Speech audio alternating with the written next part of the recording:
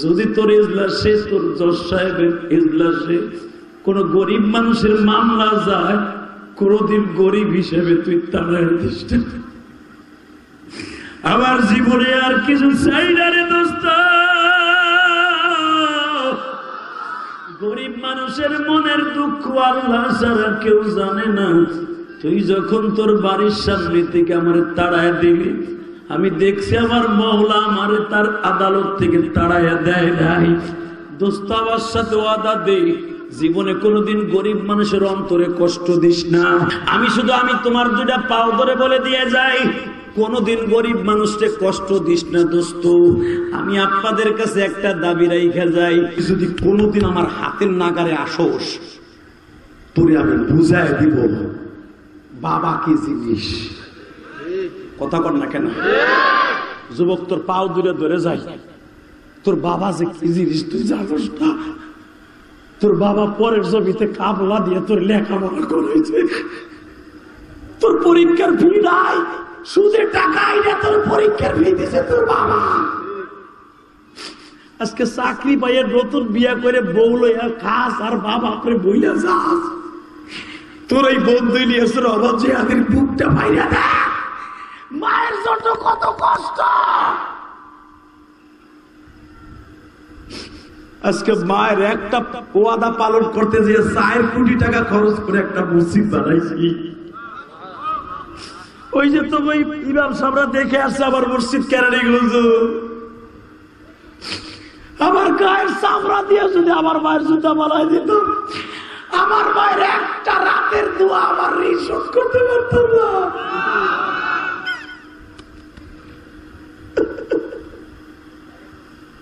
এমন একটা ঘটনা আমি মাঝে মাঝে বলবো, এরপর ইউসুফ নবীর কাছে আসে। খবরদার, এই ঘটনার দ্বারা আপনার জীবনকে পরিবর্তন করবেন।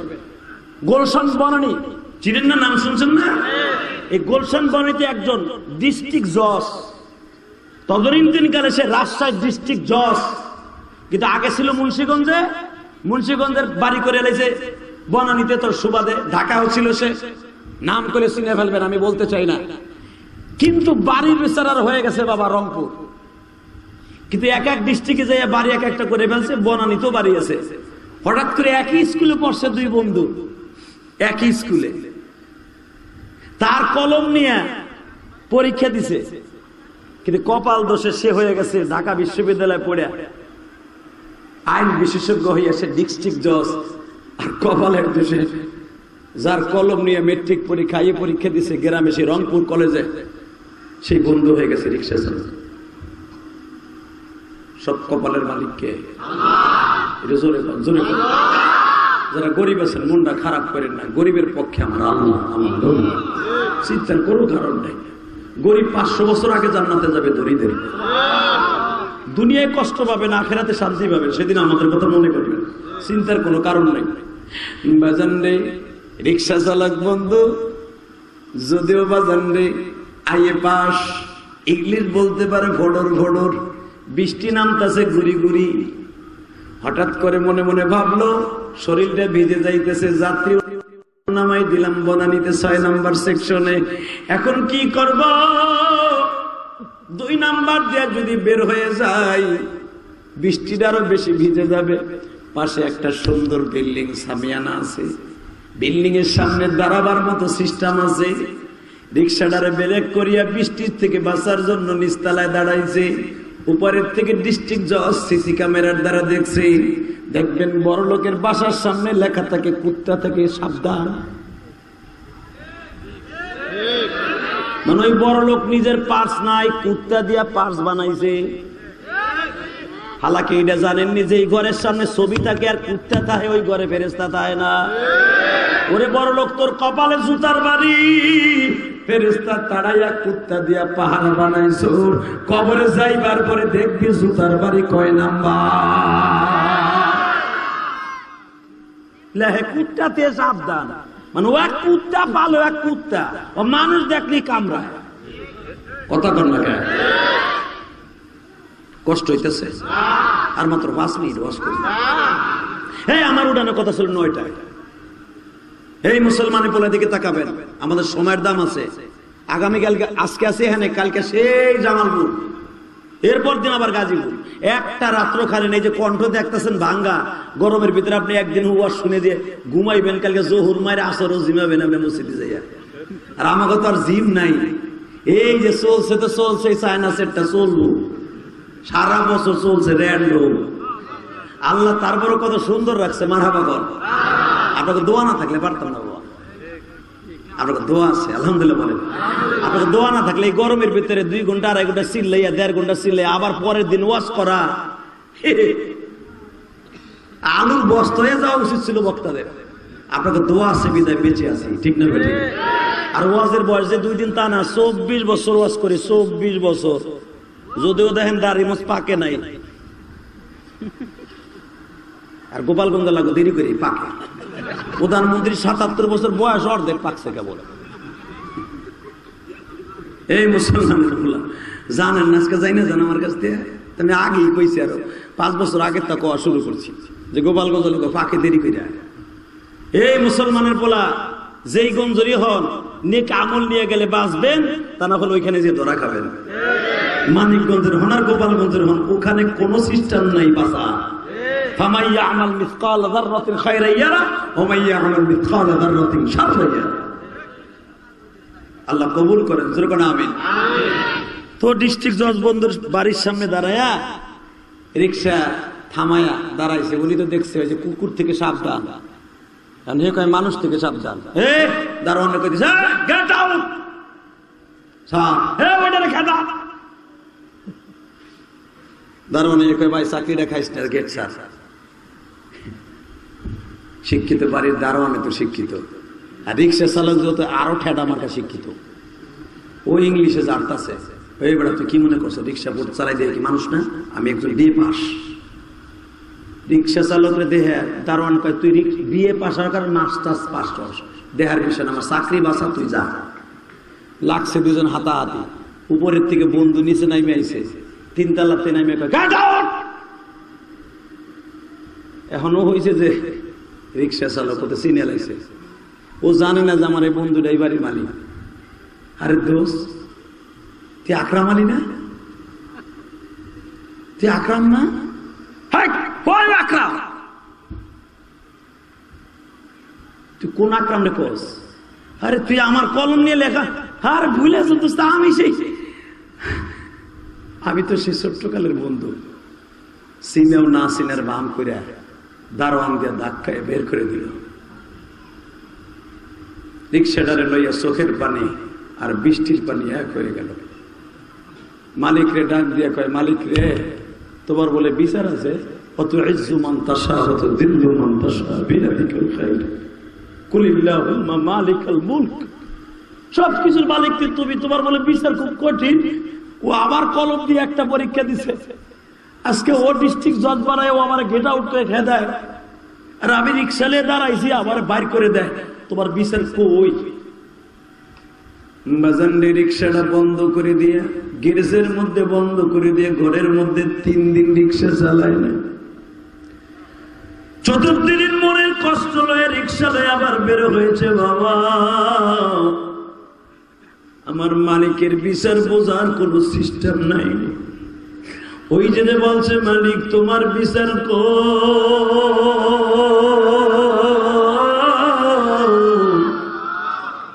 এই কথাটা আমার আল্লাহর কলিজায় লাগে। আমার আল্লাহ ওই ডিস্ট্রিক্ট জজ বন্ধুর উপরে মাইন্ড করে ফেলছে। 4 দিনের দিন রিক্সা লয়ে যখন নেমেছে, আপনারা জানেন লেকপারে যখন মেয়েটাকে, ছোট্ট মেয়েকে নিয়ে ডিস্ট্রিক্ট জজ বন্ধু ইংলিশ মিডিয়ামে যাচ্ছে গাড়িতে করে, হঠাৎ করে কুয়াশার মধ্যে বালুর চিরাক বাকি টাপতে রাখে, পাজারো গাড়ির পিছনে এমন জোরে ধাক্কা মারছে বাবা, সামনে মেয়ে নিয়ে কোলে বসা, মেয়েটা রাস্তার উপরে পড়ে গেছে, বন্ধু পড়িয়া মাথায় ফাটিয়া, বাজান দুজন বেহুশ, মেয়েটার মাথা ফাটিয়া রক্তে লাল হয়ে যাচ্ছে পিচ রোডটা।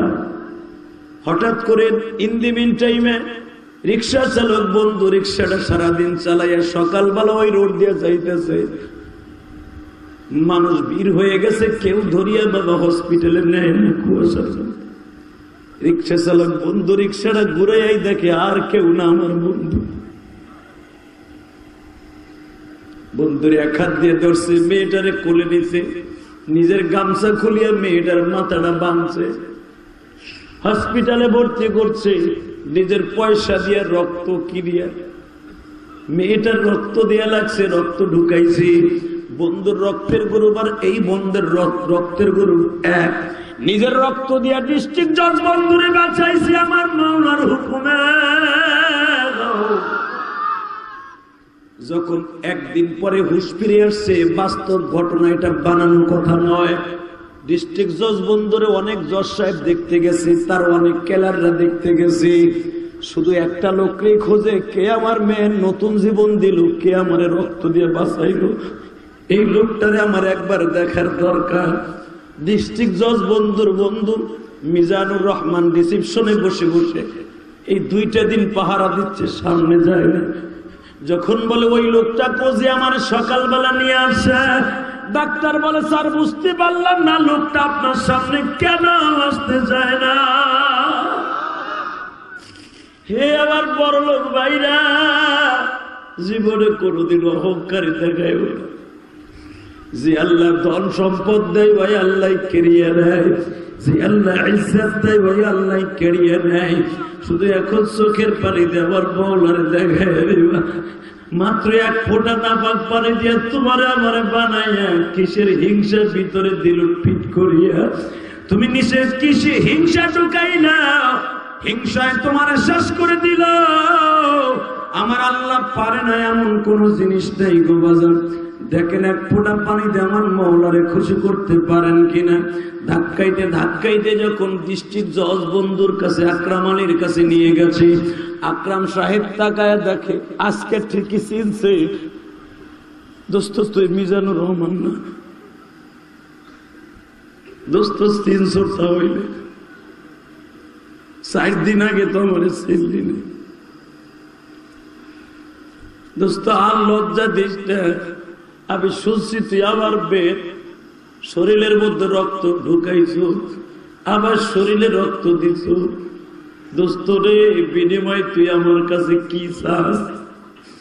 গরিব মানুষ বলে দোস্ত আবার রক্ত তোর আবার বেলায় তোর শরীরের মধ্যে, আমি আর তোর কাছে কি চাবো? শুধু একটা জিনিসই চাই, যদি তোর ইজলাসে, তোর জজ সাহেবের ইজলাসে কোন গরিব মানুষের মামলা যায়, কোনদিন গরিব হিসেবে তুই তাড়ায় দিস না। আমার জীবনে আর কিছু চাই না রে দোস্ত। গরিব মানুষের মনের দুঃখ আল্লাহ ছাড়া কেউ জানে না। তুই যখন তোর বাড়ির সামনে থেকে আমার তাড়ায় দিবি, আমি দেখছি আমার মওলা আমারে তার আদালত থেকে তাড়াইয়া দেয় নাই। দোস্ত আমার সাথে ওয়াদা দে, জীবনে কোনোদিন গরিব মানুষের অন্তরে কষ্ট দিস না।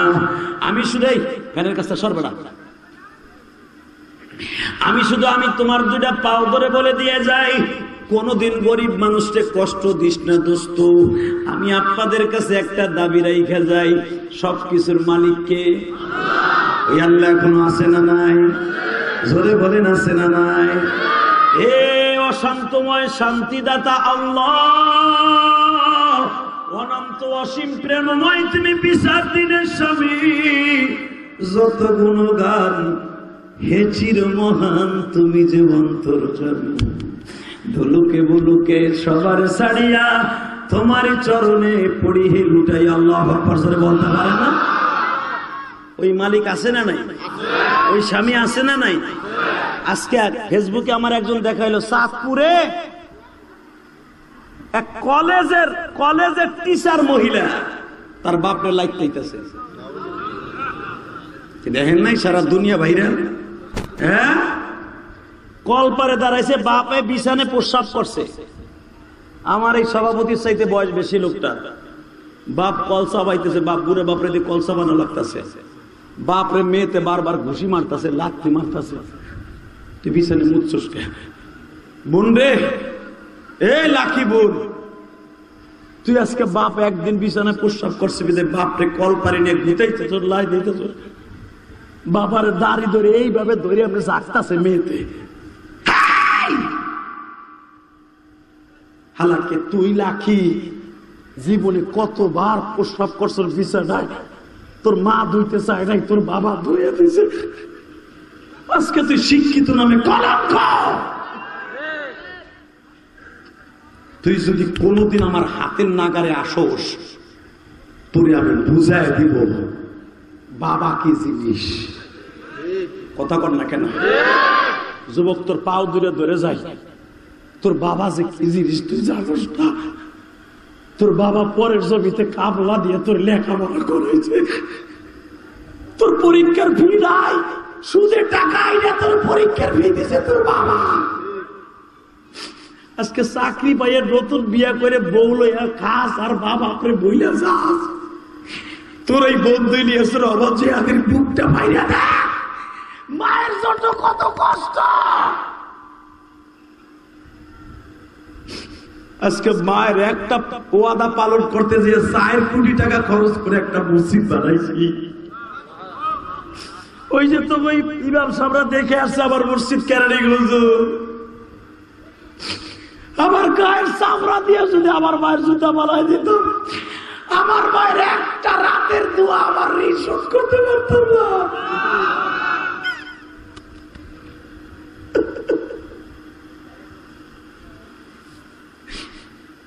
আজকে তুমি চাপ করে জল পড়ে তোমার বাবার দাড়ি ধরে ঝাঁকি মারো, বিছানে প্রস্রাব করলি কে তুই? তুমি মেয়ে কত বিছানে প্রস্রাব করছো, তোমার বাবার বুকের উপরে উঠে কত লাথি মারছো ভুলে গেছ? তুই অপেক্ষা কর, তোরে পুলিশে অ্যারেস্ট করছে। আমি মাননীয় প্রধানমন্ত্রী স্বরাষ্ট্রমন্ত্রীকে বলবো, দীপুমণিকে বলবো, আপনার সিটের মহিলা এটার এমন সাজা দিবেন দুনিয়ার সব মহিলা বাচ্চারা পুরুষেরা যেন শিক্ষা হয়ে যায় বাবার সাথে কেমনে কথা বলতে হয়, বাবার সামনে কেমনে ব্যবহার করতে হয়। শিক্ষামন্ত্রী দীপুমণি, আপনার অনেক সম্মান, এটা আপনার এলাকার গজবী মহিলা। এই হিজলাডারে ধরে গরম থেরাপি দেন, ঠিক হয়ে যাবে, ঠিক হয়ে যাবে। আমার কথা মাইন্ড করতেছেন? বাপের দাড়ি ধরে জাগতাছে কলপারে ফেলাইয়া, সারা দুনিয়া ভাইরাল, পুলিশ অ্যারেস্ট করছে এই হিজলাডারে। এটা পুরুষ না, এটা হিজলা। কথা বল না কেন? কোন মা কোনদিন তার বাবার সাথে 2 নম্বরে করতে পারে না, কারণ মা জাতিতে দিল নরম। তাহলে একটা বাস্তব রূপে রূপান্তরিত করি। আমার নবী যখন তায়েফ থেকে মাইর খেয়ে আসলেন, এখন কানবেন। এই আমার এই ওয়াজ যদি চাঁদপুরের ওই মহিলা শোনে, তার জীবনের জন্য ধন্য হয়ে যাবে। প্রধানমন্ত্রী সহ দীপুমণি যদি আমার এই ওয়াজ শোনে, বাবার প্রতি ভালোবাসা বাড়বে, সারা কমবে না। নবী তায়েফ থেকে মাইর খেয়ে আসলেন, নবীর পিঠের মধ্যে এত বড় বড় পাথরের টুকরা ঢুকিয়া ঢুকিয়া এত বড় গর্ত হয়ে গেছে। তায়েফের 2টা ছেলে নবীরে লোহার কড়া দিয়ে এমন জোরে জোরে কোপ দিছে, পিঠটা ঝাঁঝরা হয়ে গেছে। ওই জায়গায় নবী 1 মাস ঘুমাইতে পারে না, খাইতে পারে না, শুইতে পারে না, দাঁড়ায় দাঁড়ায় নবী ঘুমায়। যখন নবী আবার শীত হয়ে শুইতে যায়, ঘুমাইতে পারে না। ও আমার আশিকের রাসূল ভাইরা, যুবক ভাইরা যারা দাঁড়ায় দাঁড়ায় ওয়াজ শুনছে, এখন কানবা। ও আমার মানিকগঞ্জ দৌলতপুরের যুবক ভাইরা, আমি জানি না কার মা নাই, কার বাবা নাই গো। আমি তোমার বন্ধু হয়ে যাব আজকে যাদের মা নাই। ফাতেমা বলে, বাবা গো, আমি দেখি তুমি রাত্রে ঘুমাও না, মা খাদিজাও তো বাইসা নাই, তোমার ড্রেসিং করে দিব। বাজান ফাতেমা প্রতিদিন জামাটা খুলিয়া, গেঞ্জিটা খুলিয়া, গরম পানি করিয়ে আস্তান গাছ ভিজাইলে স্যাফলনের মতো ফেনা হয়ে যাইতো। ওই আস্তান গাছ ভিজাইয়া গরম পানি করে বাবা সাদা ন্যাকড়া দিয়া, বাবার পিঠের ন্যাকড়া দিয়া ওই ক্ষত স্থান গুলা ড্রেসিং করে দিতেছিল। ও আমার আশিকের রাসূল ভাইরা, এখন চিৎকার মারবা।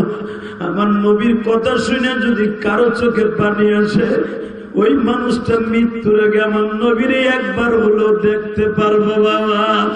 নবীর জীবনে কেউ যদি একবার স্বপ্ন দেখে, ও মানিকগঞ্জ দৌলতপুরের ভাইরা, জীবনে ওই লোকটা কোনোদিন নবীর না দেখে কবরে যাইব না।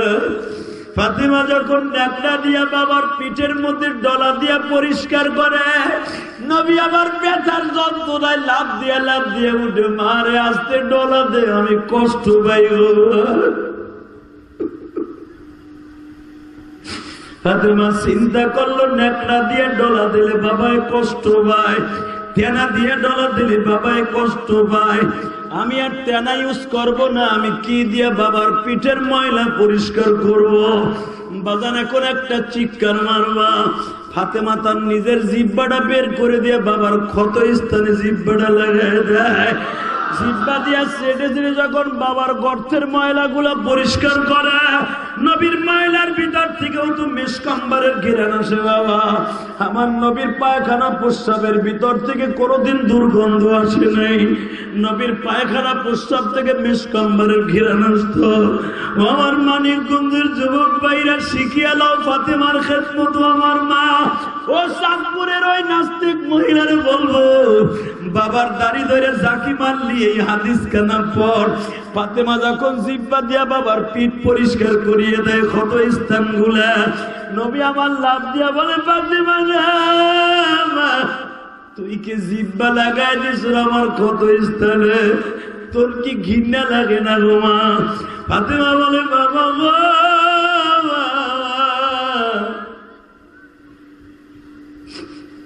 আমি ফাতেমা দেখলাম ন্যাকড়া দিয়ে ডলা দিলে তুমি কষ্ট পাও।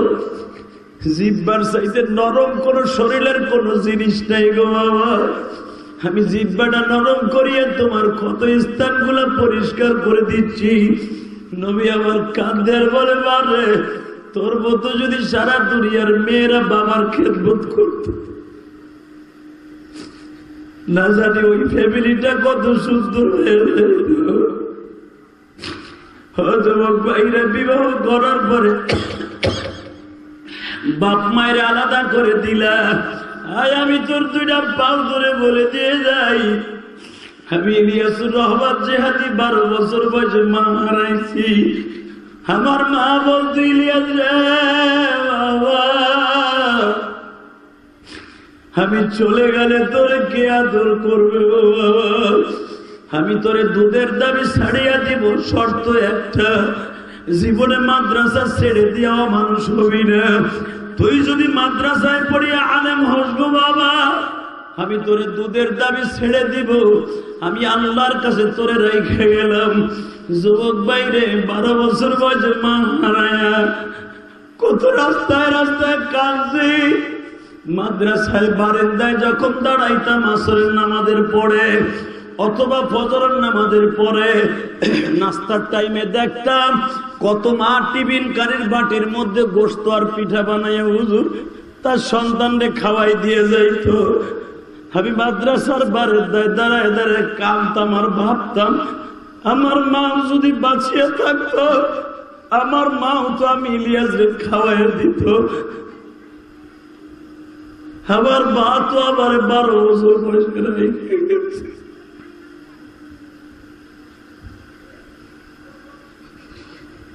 এই দুনিয়ায় যার মা নাই, করবো তো কপাল পোড়ার কেউ নাই বাবা।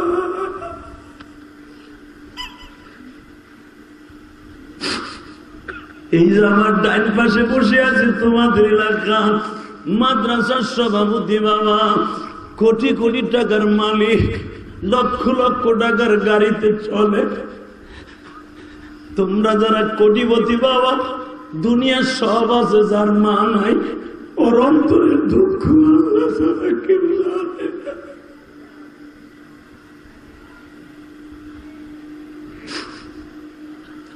এই যে আমার ডাইনে বামে আমার আলেম বাইরে বসে বসে কান দেয়।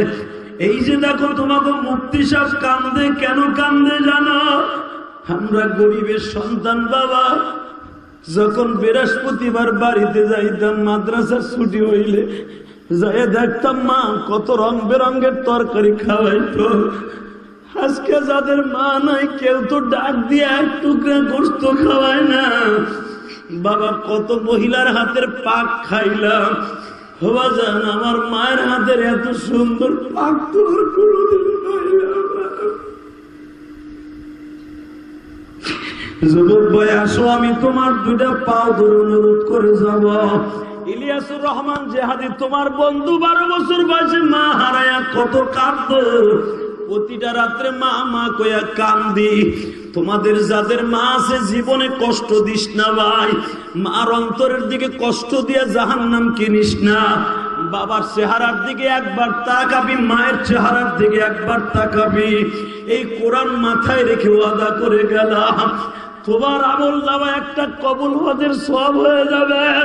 যেই কবুল হজ তুমি 5 লক্ষ টাকা দিয়ে করলেও কবুল নাও হইতে পারে, কিন্তু বাবার চেহারার দিকে একবার তাকাবে, একটা কবুল হজের সওয়াব হয়ে যাবে। ওই বাবা মানে কোনোদিন কষ্ট দিস না রে যুবক ভাই। যাদের বাইসা আছে মনে করবে এখনো জান্নাত তোমার ঘরের মধ্যে আছে। তাহলে মা বাবারে ভালোবাসার দরকার আছে না নাই? যারা বলো আছে না নাই? যারা মায়ের জন্য কাঁদছেন, যাদের মা নাই, তোমাদের মাদ্রাসার সভাপতি বয়ে বয়ে কান্দে। টাকার মালিক ঠিকই হইতে পারবা, পৃথিবীতে যদি টাকা দিয়ে মায়ের আদর কেনা যাইতো, আমি রিয়াসুর রহমান জাহাদি কোটি কোটি টাকা দিয়ে মায়ের আদর কিনতাম। কারণ আমার সঙ্গে দুঃখী আর এই মাহফিলে কে আছে যে 12 বছর বয়সে মা হারাইয়া পথে পথে কাঁদছি। তাহলে ওয়াদা দাও যুবক ভাই, জীবনে কোনোদিন মা বাবার কষ্ট দিব না, ইনশাআল্লাহ বলেন। কে কে রাজি আছো? দেখা লাগে হাত তুলে দেখা তো, কি আল্লাহু আকবার জোরে বলো তো, আল্লাহু আকবার জোরে বলো। আল্লাহ তুমি চাইয়া দেখো এই দৌলতপুরবাসী রে, 9 অক্টোবর কান্দে বান্দা মাহফিলে, কার জানো মা বাবা বেঁচে নাই ধরাতে, মা করিয়া উঠাইও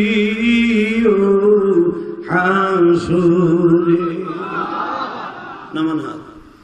কষ্ট হইতেছে? হ্যাঁ, অল্প সময়ের ভিতরে বিদায় নেব। শুধু একটা আওয়াজ দিয়ে বলবেন, এই জমিনের মালিক কে? আল্লাহ আছে না নাই? আছে। বিশ্বাস হয়? হয়। দুনিয়ায় সিটারি বাটপারি যাই কিছু করেন, ওই মালিকের কাছে ধরা খাবেন কি খাবেন না? আল্লাহু আকবার জোরে বলেন তো দেখি। ইউসুফ আলাইহিস সালাম কয়টা মন্ত্রণালয়ের দায়িত্ব? জোরে কর। 1 নাম্বার, 2 নাম্বার, 3 নাম্বার, মনে থাকবে? ওই যে জায়গাটা 3 জোরে এদিকে আও, ওদিকে গেল ওই মগাটায়। আমি আর রাজি করুন না, ও গেল গেল তো পিছনে সেটা উঠবে, টেনে ধরবেন। রেডি? মন্ত্রণালয় কয়টা? তা নবীরা রাজনীতি করছে কি করে নাই? আমার নবী বাচ্চা ছিলেন কি ছিলেন না? মনে রাখবা, খালি মসজিদের মেম্বারের রাজনীতি করলে তোমার গুড়াকির কামড়ায় না। আমার মুখ বন্ধ করে রাখবা, মরার আগে তোমার গাল ডিজিটাল বানাই দেবে আল্লাহ। মরার আগে দেখেন না যারা মসজিদের সভাপতি রাজনীতি করবেন পল্টনে, যে আমার মসজিদে না, মরার আগে দেখবেন হাসপাতালে ভাই মনে হয়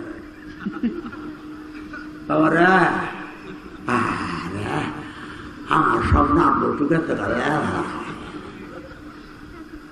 মসজিদের ইমামরে গালি দিবা, মরার আগে ডিজিটাল হয়ে মরবা। কথা কর না কেন? কষ্ট হইতেছে? আপনার ভালো মানুষ, আপনাকে কাল ডিজিটাল হইব না, কালেমা করতে করতে মরতে পারবেন ইনশাল্লাহ। বলতে পারেন না? আমার জিনজিরা, আমার বাড়ি তো জিনজিরা, এখন কেরানীগঞ্জ মডেল থানা জিনজিরা। জিনজিরা দেন না? আবে হালা দেন না? কথার স্টাইল কি আবে হালা? মরছিনস আমাকে মসজিদ, আমার বাপ দাদার মসজিদ। বাবা, বাপ দাদা কোথা? তোর বাপ দাদা দিয়ে গেছে চান্দ্রু চান্দ্রু, তুই কি দিস? কত কর না কেন? এখানে কেডা কথা কয়? আল্লাহ হেফাজত করেন। দুর্ঘটনা আমিন। দেখতে ইমাম সাহেবের চাকরি খেয়ে গেছে। কি চাকরি করছে? ঘুষ দিয়ে পোলারে চাকরি দিয়েছে। তো ইমাম সাহেব বলছে, ঘুষ দিয়ে চাকরি দিয়ে যদি কোনো ছেলের চাকরি দিয়ে চাকরি হয়, সারা জীবন হারাম খাবে। তো সভাপতির পোলা তো চাকরি 2.5 লাখ টাকা ঘুষ দিয়ে চাকরি খাইছে, চাকরি নিছে। নেওয়ার পরে এখন ঘুষের কথা কি লেগে কইল? হাজার ঘুষ ছাড়া চাকরি হয়? ঘুষের টাকার বাজার খান, আমার ঘরের দাওয়াত খান, বছরে একবার। আপনি নোট আসরের থেকে যেন আপনাকে ইমামতি না দেখি। মুয়াজ্জিন কয়ে গেছে, আপনি যদি চাকরি করতে চান ওরা ধাক্কা ইমামতি করতে দিবেন না, আপনি ইমামতি করবেন আসরের থেকে, ওর চাকরি নয়। ক্ষমতার দাপটে বলে গেছে, শিল্পপতি মানুষ বললে দিয়ে বাসায় গেছে। আসরের নামাজটা মুয়াজ্জিন পড়াইছে ঠিকই, মাগরিবের নামাজের ওযু করার লাগে সভাপতি দেখতে আসবে যে হুজুর ইমামতি করে কিনা। দেন কি জিদির জিদ, ও দেখতে আইব যে আমি না করে এলাম আসর রাখতে, ও আবার মাগরিবের ইমামতি করে কিনা। এর লেগে নামাজ তো পড়তে হয় না মসজিদে, আইতে বেদে ইমাম পড়ায় কিনে দেয়ার লেগে। তো মাগরিবের নামাজের ওযু করার লাগে বাথরুমে ঢুকছে, নাতি একটা ফেরে শেয়ার করে সাবান একটা ফেলাইতেছে টাইলসের উপরে। বাথরুমের ভিতরে ওযু করতে যাইয়া, গোসলখানায় যাইয়া সাবানের উপরে দিছে পারা, আরো তো টাইলস, বুঝেন নাই? এক ঠ্যাং ওই যে মেন হলের মধ্যে এক ঠ্যাং ওটার মধ্যে বাইঙ্গে ঢুকছে, আর এক ঠ্যাং বাইরে মাঝখানে ছিঁড়ছে, হাত ভাঙছে বুড়া বয়সে, গাড়ের রক ছেড়ছে, এই চোখ দিয়ে দেখা। নিয়ে গেছে বার্ডেনে, ডায়াবেটিস আছে, ডাক্তার বলে দিছে মরার আগ পর্যন্ত এইভাবে বান্ধাই থাকবো, সুডানের কোনো সিস্টেম নাই। এখন তো এই গাড়ের রক যখন ছেড়ছে, গালতে হয় না মনে গেছে, গাড়ের রক ছেড়লেই তো তো এখন ও তো বুঝা লাইছে ঘটনা কোন জায়গায় কি ঘটছে। আসরের নামাজটা পড়ছে, ইমাম সাহেব পড়াইতে যায় নাই, ওই যে সভাপতি না করে গেছে, রুমের মধ্যে পয়রা 2 ফোঁটা পানি দিয়া ওই আদালতে বই আছে, কি জানি কইছে ইমাম সাহেব, আল্লাহ আমার রেজেকে হাত দিছে, তুমি তার রেজেকটা ভালো রাখো, খালি এ কইছে নাকি কইছে রেজেক কাইরে নিও, আল্লাহ কাছে টেনশন নাই, মালিক তো আমি, ওমা মিন দাব্বাতিন ফিল আরদি ইল্লা আলাল্লাহি রিজকুহা, রেজেকের মালিক তো আমি, রেজেকের মালিক তো তোর ব্যবসা না, তোর বাড়ি ভাড়া না, রেজেকের মালিক কে কে কে? ওর রেজেক, তোর রেজেক বন্ধ করবে, ওরটাই বন্ধ করে দেবো, ও খাইবো পাইপ দিয়া, গাল দিয়ার না। এখন তো ভাই চিৎপটেক দিয়ে পড়ে রয়েছে, হাত পা বান্ধা, টানা দিয়ে 5 কেজি পাথর দিয়ে বাইন্দে থুয়ে দিচ্ছে। এখনো তো বুঝছে যে ঘটনা কোন জায়গায় ঘটছে, বোঝে নাই? কি বলেন, বোঝে নাই? এখন তার বলারে কয়, বাবা এইভাবে সবরে ডাইতে কইস, আমার কোন জায়গায় কি হয়েছে বুঝে লাইছি, আমার তো আর ভাল লাগে না। ইমাম যাইয়া সূরা ইয়াসিন করে ফু দেয়। সূরা ইয়াসিন কে কোরআন শরীফ যদি 32 বার উপরে ফু দেয়, 5 জাহর হয়ে গেছে। কথা বলেন না কেন? এই জন্য মনে রাখবেন, আল্লাহ ওয়ালাদেরকে, ইমামদেরকে কোনোদিন কষ্ট দিবেন না, মাদ্রাসার মোতামরে কষ্ট দিবেন না, জারি দিয়ে কথা কইবেন না, তাহলে আল্লাহ জারি দিয়ে ছুড়াই দেব।